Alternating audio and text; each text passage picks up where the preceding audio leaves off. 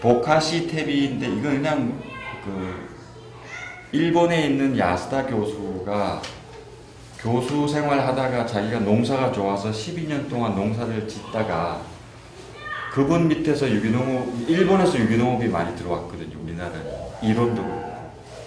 근데 그 야스다 교수 밑에 있던 사람들이 배워와서 우리나라의 생협 2세대 운동, 한살림 이후에 뭐 불에 뭐 이런 생협 있죠. 저기 뭐 큰 생협 뭐죠? 그 아이쿠. 이게 다 그 밑에 2세 유기농업 운동하는 2세들이 와서 만든 생협들이거든요.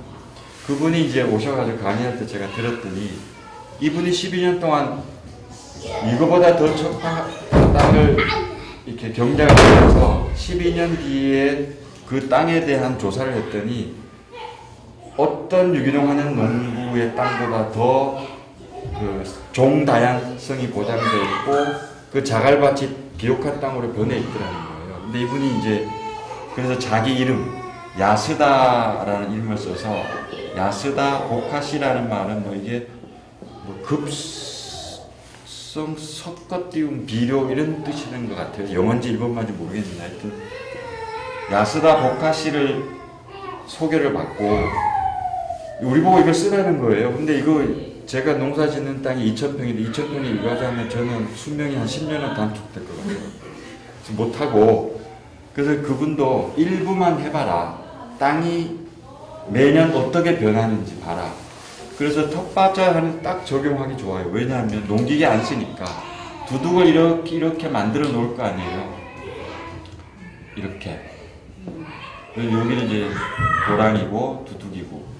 근데 이렇게 만들어 놓은 두둑에다가 이 보카시를 주는 거예요. 주면 주고 이렇게 덮는 거죠. 그러면 다른 퇴비는 아무것도 안 줘도 돼요.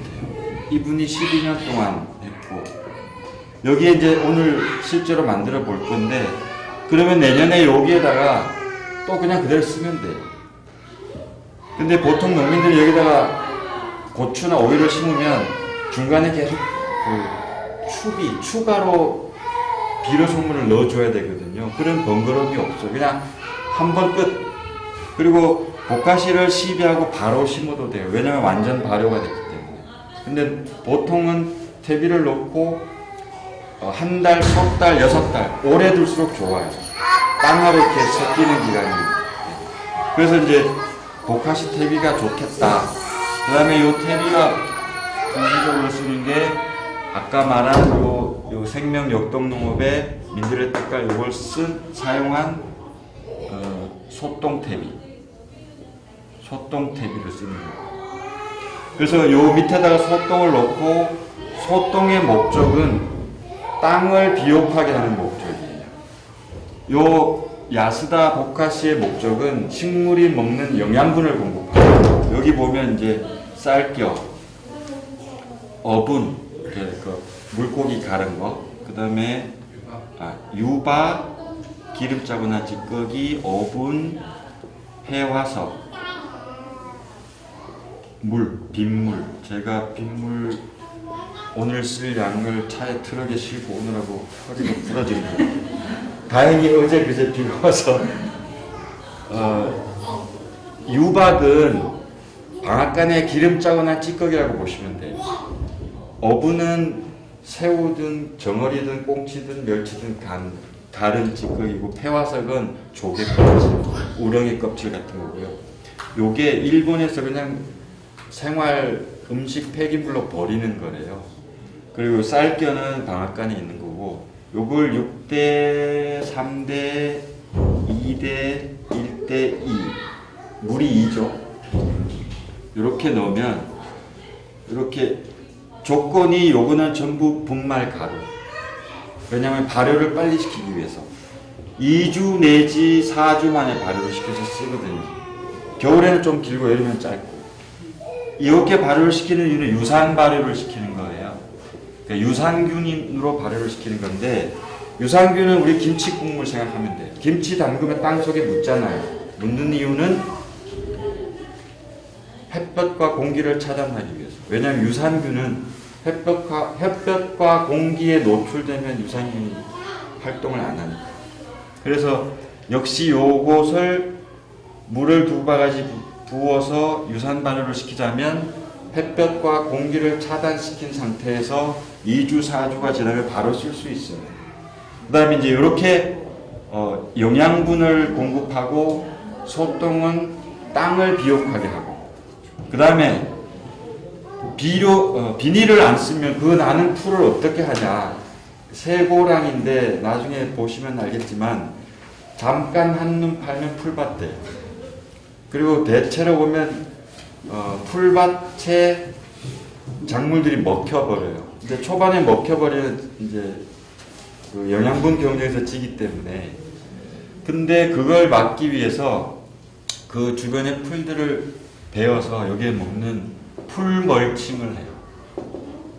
이 풀 멀칭은 바실러스균.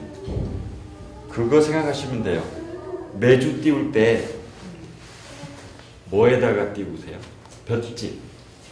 그러니까 마른 풀이잖아요, 볏짚이. 마른 벼인데 그 볏짚을 띄우는 이유는 바실러스균이 맞는지 모르겠어요. 정확히 바실러스균을 볏짚 속에는 그 균이 많아요. 유익한 균이죠. 그래서 매주를 띄우는 건데 그 균을 잡기 위해서, 모으기 위해서 그 균이 좋아하는 서식처를 만들어주는 게 볏짚이라고 생각하시면 돼요. 그래서 풀 멀칭을 해두면 비닐을 안 깔고 이런 데다가 풀을 계속 쌓아두면 어떤 현상이 벌어지냐면 녹색에서 이렇게 회색으로 쭉 해서 풀이 땅과 딱 붙을 거 아니에요. 그러면 그 속에 대표적으로 작물 재배에 유익한 지렁이, 거미 이런 것들은 그게 많이 눈에 보인다는 건 땅이 건강해진다는 거거든요. 그리고 이 마른 풀들은 아까 매주를 띄울 때 볏짚처럼 그런 역할을 해요. 이 속에 눈에 보이고 보이지 않는 엄청난 토양 생물들이 모여들어요. 그리고 이 자체는 나중에 썩어서 식물의 퇴비가 돼요. 그러니까 소똥 넣고 보카시 넣고 이 퇴비는 말하자면 간식 개념인데, 여기에 풀이 딱 덮이면 밑에 풀이 올라올 것 같지만 자꾸 계속 덮어주면 안 올라와요. 그리고 겨울에 다 수확 끝나고 그대로 두면 내년 봄이 돼도 안 올라와요. 그리고 몇 년 지나면 이 땅에 풀씨의 개체수가 점점 줄어들고요. 또 요 아까 말한 생명 역동농업에 이제 약간만 더 깊이 들어가면 잡초의 개체수를 줄이는 법, 들쥐를 내 농장 안에 못 들어오게 오는 법들이 슈타이너가 이렇게 얘기를 흉악한 방법을 해준 게 있는데요. 그런 것들도 실험해 볼 수 있어요. 왜냐하면 두더지 같은 게 들어오면 땅을 파거든요. 여기 와서 밑에서 사니까. 왜냐하면 지렁이를 먹고 사니까 그거 먹으러 많이 와요. 그래서 이 두더지를 퇴치하는 방법들도 있고 여러 가지 있으니까 그런 것들이 이제 다 적용돼서 막 돌아가는 농장을 생명 역동농업 농장이라고 그러고, 거기에 야스다 보카시는 생명 역동농업과는 상관이 없어요. 우리가 퇴비를 만들다 보니까 이게 이제 적용하면 좋겠다 이런 거고, 요 보카시를 쓰면 소똥, 유산발효, 풀멀칭을 하고, 또 하나는 지금 18구자거든요. 이렇게 돼 있는데 여기는 3, 4학년 밭, 1, 2학년 밭 이렇게 9개, 8개 밭이 있잖아요. 오늘 나가서 퇴비를 학생들 것까지 만들어줘야 되니까 요 복화식 퇴비를 18덩어리를 만들어야 돼요. 그래서 이걸 지금 만들어서 두면 유의할 점은 이 오븐이 있고 이런 게 있어서 비린내가 나니까 들쥐나 이런 게 뚫어버려요, 그걸. 근데 아까 말했듯이 유산 발효를 시키자면 공기 차단, 비 차단. 뚫는 순간 거기는 아마 다른 발효가 일어나서 그 퇴비가 나중에 2주나 4주 지난 다음에 열어보면 야쿠르트나 김치 신내가 이렇게 은근히 나면 발효가 된 거고, 거기에 막 썩은 내가 진동한다든가 뻘건 꽃이 폈다 이러면 유산균이 아닌 다른 균이 된 건데 그것도 퇴비로 쓰셔도 돼요. 유산 발효가 안 됐을 뿐이지 그것도 유용한 퇴비가 되기는 하는 거예요. 그래서 이제 그렇게 하기 위해서 일단 보카 씨는 이렇게 이게 쌀겨 아시죠? 방앗간에 쌀 도정할 때 쌀겨. 그다음에 이게 어분이에요. 물고기 아까 말한 어분. 이게 유박. 그다음에 이게 폐화석. 보셨지만 모든 게 가루예요. 이게 유박 같으면 방앗간에 가면 왜 그 참기름, 들기름 짬에 이렇게 덩어리 쭉 알갱이 져 있잖아요. 그건 이게 깻무 빠셔야 되는데 왜냐하면 우리가 빠른 시간 내에 발효를 시키기 위해서 가루를 쓰는 거예요. 그 다음에 비율은 쌀겨 6, 유박 3, 어분 2, 폐화석 1, 그 다음에 이거 여시면 빗물 Q2. 그러면 한 23%에서 25% 되는 발효에 적당한 수분량이 돼요. 그래서 지금 막 하면 이게 섞여서 뭐 넣었지 그러는데 순서는 6, 3, 2, 1, 2인데요. 완벽한데 넣는 방법은 바가지가 이게 6, 3, 이게 바가지 크기가 달라요. 6대, 6대. 근데 이게 무게 비율이 아니고 이거 뭐라 그래요? 부피 비율이어서 이거 썼다 이거 썼다 안 맞아요. 네, 그래서 이걸로 썼으면 계속 이걸로 쓰고 이걸로 하면 이걸로 하는데 모든 물도 그렇고 모든 건 평구라는 말 아세요?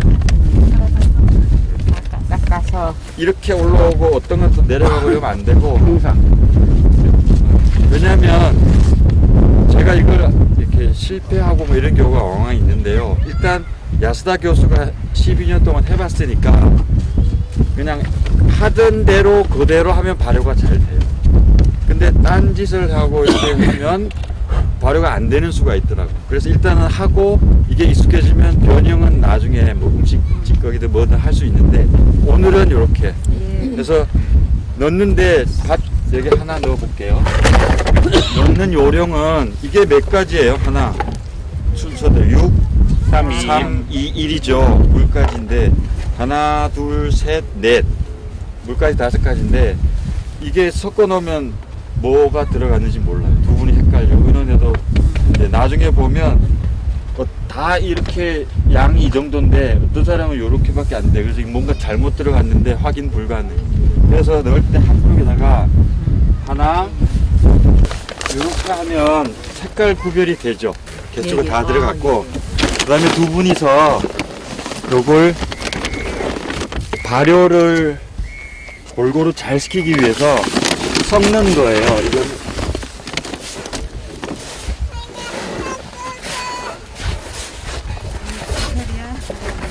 이 밑바닥에 보면 안 섞이고 있는데 하여튼 골고루 섞으면서 덩어리 진 게 있으면 이렇게 으깨주고요. 덩어리 지면 이게 발효가 이 부분이 안 돼요. 실제로 유기농 하는 사람들이 이렇게 실험을 해봤는데 수돗물, 강물, 계곡물, 빗물 식수하고 농사에 가장 좋은 물이 빗물로 이미 많이 밝혀졌고 빗물은 그릇 통을 쭉 놓고 받아뒀다가 이렇게 항아리 같은 데 담아두면 6개월 지나도 변색이 안 돼요. 강물은 일주일 안에 퍼지기가 힘들어요. 그리고 빗물을 쓰면 되고 두 바가지 똑같은 물병에서 뿌리고 역시 골고루 섞으시면 돼요. 보면 여기 끝에 근데 공기를 최대한 공기를 빼주는 게 좋아요. 안 빼주면 유산 발효 외에 다른 균 발효가 될 수도 있으니까 그래서 심한 분들은 여기다 공기청소기 이렇게 주둥이 넣고 빼기도 하는데 그 정도는 못하고 그냥 빼는 방법은 이렇게 말아요. 그래서 이렇게 눌러가면서 이렇게 말아요. 이거 잘못하면 손가락으로 뚫려요. 말아서 처음에 제가 좀 해줄게요. 이렇게 만 상태에서 이걸 그냥 거꾸로 뒤집어요. 이렇게 해서 2주에서 4주 두면 되고요. 반드시 확인하기 위해서 오늘 4월 7일이죠. 여기다가 4월 7일 적어놓으면 자기 맞는 거 자기 하나